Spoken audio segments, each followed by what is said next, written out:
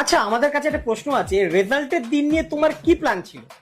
আপাতত যেসব আত্মীয় স্বজনরা ফোন করে বেশি পাকামো মারবে তাদের ব্লক করা। না মানে আমরা বলতে চাইছি কি আশা করেছিলে রেজাল্ট নিয়ে?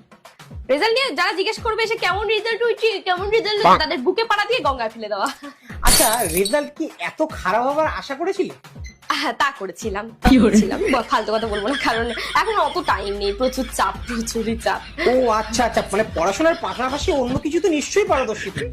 না না, মানে এখন আমাদের যে স্টুডেন্টদের আমাদের রিলস দেখার প্রচন্ড চাপ, মানে আচ্ছা।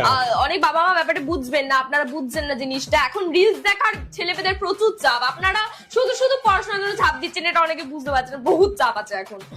পরীক্ষার হলে আমাদের স্টুডেন্টদের কাছে একটা প্রশ্ন, যে অন্যদের থেকে শুনেও তো লেখা যায়, তা তুমি কি জিজ্ঞাসা করতে পারোনি? না না, ওসব করি না, ওসব করি না। নিজের ক্ষমতায় যা চাও ততটুকুই করবো। নিজের ক্ষমতায় চোতা নিয়ে গেছিলাম, হিস্ট্রি পরীক্ষার দিন অঙ্ক চোতা নিয়ে গেছিলাম, হয়নি তো। ঠিক। আচ্ছা, কারোর থেকে কি কিছু জানতে পারলে না পরীক্ষার হলে? আসলে বন্ধুগুলো কানার বাচ্চা হয়ে যায় পরীক্ষার হলে। বন্ধুগুলো সব কানা, ওরা ওদের মেশিন ঢুকিয়ে দিলেও কানের ফুটে, তা ওদের শোনা শুনতে পায় না। ওদের এরকম করে বলতে হবে, তারপর ওরা শুনতে পায় না। তাই ওদের থেকে শুনে লেখা